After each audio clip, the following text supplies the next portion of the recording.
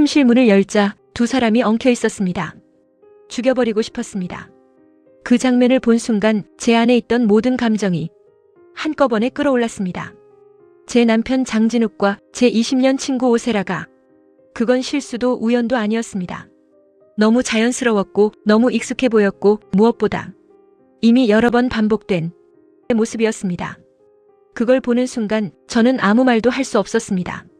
소리를 지를 수도 울 수도 없었습니다. 그냥 그 자리에 서서 숨이 막힌 채로 그 장면을 보고 있었습니다. 그런데 더 끔찍했던 건 두 사람의 반응이었습니다. 당황하지도 놀라지 않았습니다. 오히려 귀찮다는 표정이었습니다. 왔어? 장진욱이 그렇게 말했습니다. 마치 제가 늦게 들어온 사람인 것처럼 그 한마디에 머릿속이 하얘졌습니다. 제가 무슨 말을 하기도 전에 오세라가 먼저 입을 열었습니다. 설이야, 이제 그만 좀 알아채라. 그 말이 떨어지는 순간 심장이 찢어지는 느낌이 들었습니다. 친구라고 믿었던 사람이 제 인생을 끝내는 말을 이렇게 아무렇지 않게 내뱉고 있었습니다. 저는 떨리는 목소리로 물었습니다. 언제부터야? 그 질문에 두 사람은 서로를 한번 보더니 가볍게 웃었습니다. 그 웃음이 제 마지막 기대를 완전히 부숴버렸습니다. 꽤 됐어. 장진욱의 대답은 짧았습니다. 그리고 잔인했습니다. 그 순간 모든 게 이해됐습니다. 왜 그 집안 사람들이 저를 밀어냈는지, 왜 제 말은 아무도 믿지 않았는지, 왜 저만 계속 이상한 사람이 되어갔는지. 이건 단순한 불륜이 아니었습니다. 처음부터 제가 끼어들 틈이 없었던 관계였습니다. 저는 그 자리에서 한 발짝도 움직이지 못한 채 그들의 숨소리를, 그들의 시선을, 그들의 태도를 끝까지 다 보고 있었습니다.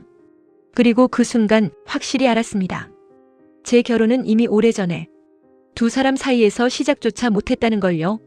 그날 저는 남편을 잃은 게 아니라 처음부터 남편이 없었다는 걸 알게 됐습니다. 저는 그날 미친 사람이 되었습니다. 저는 그날 이후로 정말로 미친 사람이 되어갔습니다. 아니, 미친 사람이 되도록 만들어졌습니다. 처음엔 작은 것부터였습니다. 제가 하는 말이 전부 이상하게 왜곡되기 시작했습니다. 그 사람들 이상해요. 제가 그렇게 말하면 돌아오는 대답은 항상 같았습니다. 요즘 예민해 보여. 제가 울면 감정 조절이 안 되는 사람이 됐고, 제가 화를 내면 폭력적인 사람이 됐고, 제가 침묵하면 정신이 불안정한 사람이 됐습니다. 어떤 선택을 해도 결론은 하나였습니다. 저는 정상이 아니어야 했습니다. 그게 그들의 계획이었으니까요. 설이야, 병원 한번 가보는 게 어때? 오세라가 그렇게 말했을 때 저는 그 자리에서 웃었습니다. 이제는 숨길 생각도 없구나 싶어서요. 그 옆에서 장진욱은 아무 말도 하지 않았습니다. 그게 더 확실한 답이었습니다. 며칠 뒤 집에 낯선 사람들이 들어왔습니다. 하얀 가운을 입은 남자들, 그리고 저를 바라보는 차가운 눈들. 환자 상태가 많이 불안정합니다. 그 한마디로 제 인생은 끝났습니다. 저는 소리를 질렀습니다. 저 미친 거 아니에요. 몸부림치고 울고 필사적으로 저항했습니다. 그런데 그 모든 행동이 그들이 원하던 증거가 되어버렸습니다. 보셨죠? 그 말이 떨어지는 순간 저는 깨달았습니다. 아, 끝났구나. 이건 설득으로 해결될 일이 아니구나. 저는 끌려나갔습니다. 제 집에서, 제 방에서 마치 위험한 사람처럼. 그 순간 현관 앞에 서 있던 오세라가 저를 내려다보며 웃고 있었습니다. 그 표정은 승리한 사람의 얼굴이었습니다. 이제 좀 편해지겠네. 그 여자의 입모양이 그렇게 움직였습니다. 그 순간 제 안에서 무언가가 완전히 끊어졌습니다. 병원 문이 닫히던 날 저는 마지막으로 깨달았습니다. 이건 치료가 아니라 철이라는 걸요. 사람 하나를 완전히 없애기 위한 가장 조용하고 완벽한 방법. 그날 저는 공식적으로 미친 사람이 되었습니다. 제 자리엔 제 친구가 앉아 있었습니다. 정신병원에서 나온 날 제가 가장 먼저 확인한 건 단 하나였습니다. 그 집, 진미가 제가 모든 걸 바쳐 버텨왔던 곳. 그런데 그 집 대문 앞에서 저는 한 발짝도 움직일 수 없었습니다. 이미 끝났다는 걸 눈으로 확인해버렸으니까요. 제 자리에 오세라가 앉아 있었습니다. 고운 한복을 입고 사람들 앞에서 웃고 있는 모습. 그건 제가 몇 년을 버텨도 끝내 인정받지 못했던 자리였습니다. 그런데 그 여자는 너무도 자연스럽게 그 자리에 서 있었습니다. 마치 처음부터 그 집 사람이었던 것처럼.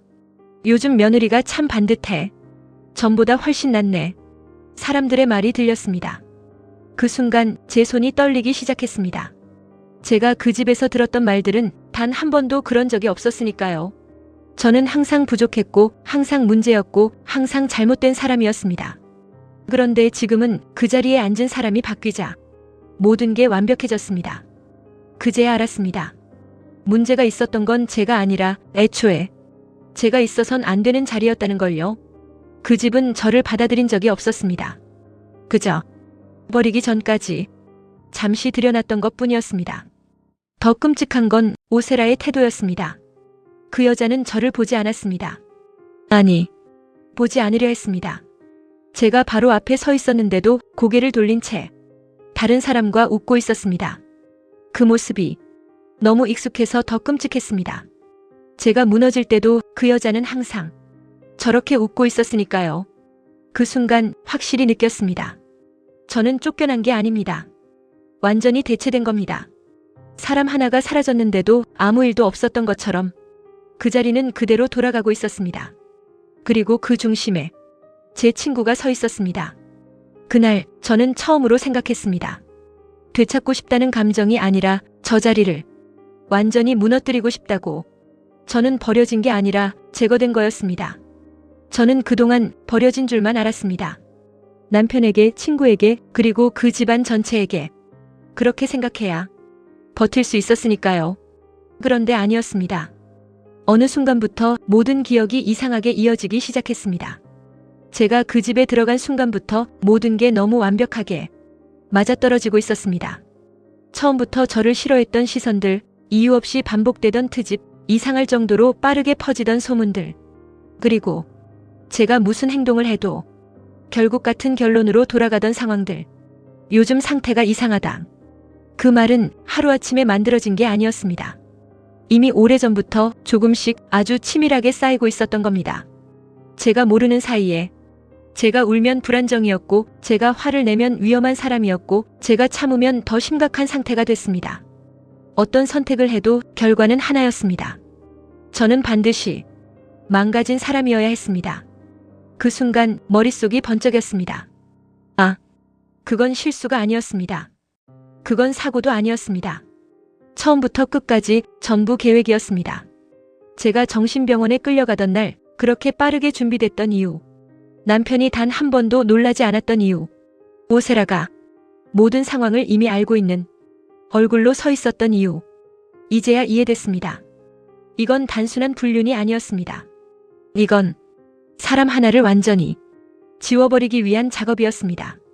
이혼보다 더 깔끔하게 재산도 명예도 심지어 신뢰까지 전부 빼앗는 방식. 정신적으로 문제 있는 여자. 그 한 문장으로 저는 아무 말도 할 수 없는 사람이 되어버렸습니다. 무슨 말을 해도 아무도 믿지 않으니까요. 그게 그들이 원했던 결과였습니다. 그 순간 온몸이 차갑게 식었습니다. 저는 버려진 게 아니었습니다. 쫓겨난 것도 아니었습니다. 처음부터 완전히 제거된 거였습니다. 그리고 더 끔찍한 건 그 작업이 너무 완벽해서 제가 살아남았다는 사실조차 그들에겐 계산에 없었을 거라는 겁니다. 그 남자는 제 이름을 알고 있었습니다. 그 남자를 만난 날 저는 처음으로 살아있다는 느낌이 들었습니다. 그리고 동시에 가장 섬뜩한 순간을 겪었습니다. 한설의 시, 그 한마디였습니다. 아무도 부르지 않던 이름, 이미 세상에서 지워졌다고 믿었던 이름. 그걸 처음 보는 남자가 너무 자연스럽게 부르고 있었습니다. 그 순간 숨이 턱 막혔습니다. 누구세요? 제가 겨우 입을 열었을 때 그 남자는 전혀 놀라지 않았습니다. 오히려 기다렸다는 듯이 저를 바라봤습니다. 구본준. 그는 자신을 그렇게 소개했습니다. 그저 작은 식당을 운영하는 셰프라고. 하지만 그 눈은 전혀 평범하지 않았습니다. 저를 처음 보는 사람의 눈이 아니었습니다. 억울하셨죠? 그 말이 떨어지는 순간 심장이 세게 내려앉았습니다. 억울하다. 그 단어를 이 사람은 너무 쉽게 꺼냈습니다. 그동안 아무도 해주지 않았던 말을 이 남자는 처음부터 알고 있었다는 듯이 저는 아무 말도 하지 못했습니다. 그런데 그는 제가 말하지 않은 이야기까지 하나씩 꺼내기 시작했습니다. 진미가 며느리 자리, 정신병원, 그리고 오세라. 단 하나도 틀리지 않았습니다. 그건 추측이 아니었습니다. 확신이었습니다. 당신 대체 뭐예요? 제가 묻자 그는 잠깐 웃었습니다. 그리고 아주 조용하게 말했습니다. 그 집을 무너뜨리고 싶은 사람입니다. 그 한마디에 등골이 서늘해졌습니다. 이 남자는 단순한 조력자가 아니었습니다. 이미 그 싸움 안에 들어와 있는 사람이었습니다. 그리고 그 순간 저는 느꼈습니다. 이 사람은 우연이 아니라는 걸. 처음부터 저를 찾아온 겁니다. 그때 그는 마지막으로 덧붙였습니다. 혼자서는 못합니다. 그 말이 가슴 깊숙이 박혔습니다. 혼자서는 못한다. 맞습니다. 저는 이미 한 번 완벽하게 짓밟힌 사람이니까요. 하지만 이번엔 다릅니다. 이 남자는 제가 잃어버린 모든 것을 다시 끌어올릴 수 있는 사람이라는 걸 본능적으로 느끼고 있었으니까요. 진미가의 맛에는 숨겨진 비밀이 있습니다. 그 집의 맛은 정상이 아니었습니다. 처음엔 몰랐습니다. 그저 전통이라고 믿었고 시간이 만든 깊이라고 생각했습니다. 하지만 아니었습니다. 그건 만들어진 맛이었습니다. 이상하다고 느낀 적 없습니까? 구본준의 말이 머릿속을 파고들었습니다. 느낀 적 있습니다. 너무 완벽해서 이상했고 너무 깊어서 오히려 불편했던 맛. 한번 먹으면 잊히지 않는 그 집만의 집요한 맛. 그건 자연스럽게 나오는 게 아닙니다. 그의 목소리는 낮았지만 확신으로 가득 차 있었습니다. 저는 아무 말도 하지 못했습니다. 이미 알고 있었으니까요. 그게 정상적인 방식이 아니라는 걸. 그 집은 대대로 같은 걸 넣습니다. 그 한마디에 심장이 덜컥 내려앉았습니다. 같은 걸 넣는다. 그 말이 의미하는 건 하나였습니다. 끊기면 안 되는 무언가. 계속 이어져야만 하는 아주 더러운 방식. 그래서 외부인을 싫어하는 겁니다. 그의 말이 이어졌습니다. 그래서 며느리를 통제하는 겁니다. 그래서 당신을 없앤 겁니다. 그 순간 모든 게 하나로 이어졌습니다. 왜 그 집이 그렇게까지 폐쇄적이었는지, 왜 저를 끝까지 믿지 않았는지, 왜 결국 저를 미친 사람으로 만들어야 했는지. 그 집은 전통을 지키는 게 아니라 비밀을 지키고 있었던 겁니다. 그것도 절대 들켜서는 안 되는 방식으로. 그 맛은 중독입니다. 구본준이 낮게 말했습니다. 한번 익숙해지면 다른 걸 못 먹습니다. 그 말이 떨어지는 순간 소름이 돋았습니다. 그건 단순한 음식이 아니었습니다. 사람을 붙잡아두는 방식이었습니다. 가문을 유지하는 방식이었고 권력을 지키는 방식이었습니다. 그리고 저는 그걸 모르고 그 집에 들어간 사람이었습니다. 그 순간 입가에 웃음이 번졌습니다. 이제야 알았습니다. 이건 단순한 복수가 아닙니다. 이건 그 집의 뿌리 자체를 뽑아버리는 일입니다. 그리고 그 시작은 이미 제가 알고 있는 이 비밀에서부터 시작된다는 것도요. 그래서 저를 없앤 거였습니다. 그 집에서 제가 처음 인정받았던 날 지금도 또렷하게 기억납니다. 수십 개의 항아리 앞에서 처음으로 혼자 장을 맡았던 날. 그날만큼은 아무도 저를 무시하지 않았습니다. 시어머니도 그 집안 사람들도 처음으로 아무 말 없이 고개를 끄덕였습니다. 그게 얼마나 이상한 일이었는지 그땐 몰랐습니다. 그저 기뻤습니다. 드디어 인정받았다고, 이제야 이 집 사람이 된 것 같다고. 그렇게 착각했습니다. 그날 장 기억하십니까? 구본준의 질문에 손끝이 떨렸습니다. 잊을 수 없는 날이었으니까요. 그건 그 집 방식이 아니었습니다. 그 한마디에 숨이 멎는 줄 알았습니다. 그 집 방식이 아니었다고요. 그럼 그건 당신이 만든 겁니다. 그는 분명하게 말했습니다. 진미가의 맛이 아니라 제 손에서 나온 맛이었다고. 그 순간 머릿속이 번쩍였습니다. 그날 저는 아주 사소하게 방식을 바꿨습니다. 누구도 눈치채지 못할 정도로. 하지만 결과는 완전히 달랐습니다. 그때 저는 생각했습니다. 아, 드디어 이 집의 비밀을 이해했구나. 하지만 아니었습니다. 이해한 게 아니라 깨버린 거였습니다. 그 집이 지켜오던 균형을 제가 처음으로 무너뜨린 겁니다. 그래서 당신을 제거한 겁니다. 그의 말은 잔인할 정도로 담담했습니다. 그 집은 변화를 원하지 않습니다. 완벽하게 유지된 구조 안에서만 자신들의 권력이 유지되니까요. 그 구조를 건드리는 순간 그 사람은 필요 없는 존재가 됩니다. 아무리 며느리라도, 아무리 가족이라도 그 순간 모든 게 명확해졌습니다. 왜 인정받았으면서도 곧바로 분위기가 바뀌었는지, 왜 그 뒤로 저를 향한 시선이 달라졌는지, 왜 결국 제가 미친 사람으로 만들어졌는지. 저는 그 집의 일부가 아니었습니다. 그 사실을 깨닫는 순간 이상하게도 웃음이 나왔습니다. 이제야 알았으니까요. 제가 왜 선택됐고 왜 버려졌는지, 그리고 왜 다시 돌아가야 하는지까지. 저는 다시 그 집으로 들어갔습니다. 쫓겨났던 며느리로가 아니라 아무도 모르는 얼굴로. 그 집 대문을 다시 밟는 순간 이상하게 아무 감정도 들지 않았습니다. 분노도 떨림도 없었습니다. 그저 하나만 있었습니다. 끝까지 무너뜨리겠다는 생각. 새로 들어온 사람입니다. 그 말 한마디로 저는 다시 진미가 안으로 들어왔습니다. 이렇게까지 쉬울 줄은 몰랐습니다. 아무도 저를 기억하지 않았습니다. 아니, 기억할 필요가 없는 사람이었던 겁니다. 그 집은 사람을 기억하지 않습니다. 자리만 기억합니다. 그게 이 집의 방식이니까요. 부엌에 들어서는 순간 익숙한 냄새가 코를 찔렀습니다. 한때는 숨막히게 사랑했던 냄새. 하지만 이제는 그저 썩은 냄새처럼 느껴졌습니다. 그 중심에 오세라가 서 있었습니다. 여전히 제자리에. 하지만 완벽하지 않았습니다. 손이 어색했고 동작이 미묘하게 틀어져 있었고 무언가를 흉내내고 있다는 게 너무 티가 났습니다. 그 모습을 보는 순간 확신이 들었습니다. 저 자리는 아직도 제 자리라는 걸. 요즘 맛이 좀 이상하대.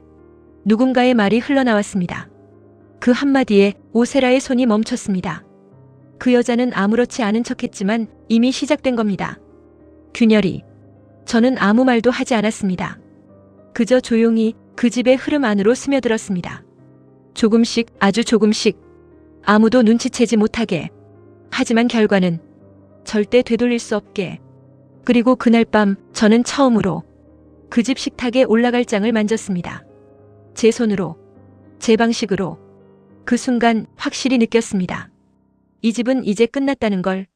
아직 아무도 모르지만 이미 안에서부터 썩기 시작했다는 걸요. 진짜 후계자는 따로 있었습니다. 진미가는 처음부터 잘못 이어진 집안이었습니다. 그 사실을 들은 순간 머릿속이 멈춘 것 같았습니다. 지금 그 집 전부 가짜입니다. 구본준의 말은 짧았지만 그 파장은 상상 이상이었습니다. 가짜. 그 한 단어로 그 집이 지켜온 모든 게 무너졌습니다. 전통, 명맥, 자부심. 그 모든 게 애초에 이어질 자격이 없는 사람들이 붙잡고 있던 거라는 뜻이었으니까요. 원래는 다른 쪽에서 이어졌어야 합니다. 그의 말이 이어질수록 왜 그 집이 그렇게까지 핏줄에 집착했는지 이해가 됐습니다. 왜 며느리를 통제했고, 왜 외부인을 경계했고, 왜 조금이라도 다른 존재를 끝까지 밀어냈는지. 그들은 알고 있었던 겁니다. 자신들이 진짜가 아니라는 걸. 그럼 지금은 제가 겨우 말을 꺼냈습니다. 이건 반드시 확인해야 했습니다. 지금 그 자리는 누구 겁니까? 그 질문에 구본주는 잠시 저를 바라봤습니다. 그리고 아주 천천히 말했습니다. 지금은 아무의 것도 아닙니다. 그 말이 떨어지는 순간 모든 게 정리됐습니다. 지금의 진미가는 정당성도 자격도 없이 그저 버티고 있는 껍데기일 뿐이라는 것. 그리고 그 껍데기를 끝낼 사람이 이미 정해져 있다는 것도. 끊어진 혈통이. 그가 말을 멈췄다가 다시 입을 열었습니다. 저입니다. 그 순간 숨이 멎는 줄 알았습니다. 구본준. 그는 단순한 셰프가 아니었습니다. 진미가에서 밀려난 진짜 후계자였습니다. 그래서였던 겁니다. 그가 그 집을 그렇게까지 알고 있었던 이유, 그 집을 그렇게까지 증오하는 이유, 그리고 저를 찾아온 이유까지. 당신은 안에서 무너뜨릴 수 있는 사람이고, 그가 낮게 말했습니다. 저는 바깥에서 끝낼 수 있는 사람입니다. 그 말은 제안이 아니었습니다. 이미 시작된 일에 대한 확인이었습니다. 그 순간 확실히 알았습니다. 이건 단순한 복수가 아닙니다. 가짜로 유지된 가문을 완전히 끊어내는 일입니다. 그리고 그 중심에 저와 이 남자가 서 있다는 것도요. 진짜 후계자는 따로 있었습니다. 그리고 이제 그 사실이 세상에 드러날 시간만 남았습니다. 그날이 오면 그 집은 단 하루도 버티지 못할 겁니다. 당신들이 먹고 있던 건 죄의 맛이었습니다. 당신들이 먹고 있던 건 전통이 아니라 죄였습니다. 그날 저는 일부러 그 집 식탁에 올라갈 장을 만들었습니다. 제 방식으로. 그리고 그 집이 가장 완벽하다고 믿던 그 맛을 그대로 재현했습니다. 아무도 눈치채지 못하게 아주 자연스럽게. 저녁이 시작됐고 그 집 사람들은 아무것도 모른 채 숟가락을 들었습니다. 그리고 표정이 바뀌었습니다. 이거 예전 맛이야. 그 한마디에 모든 사람이 안도했습니다. 돌아왔다고 믿었습니다. 무너지던 것이 다시 제자리로 돌아왔다고. 그 순간이었습니다.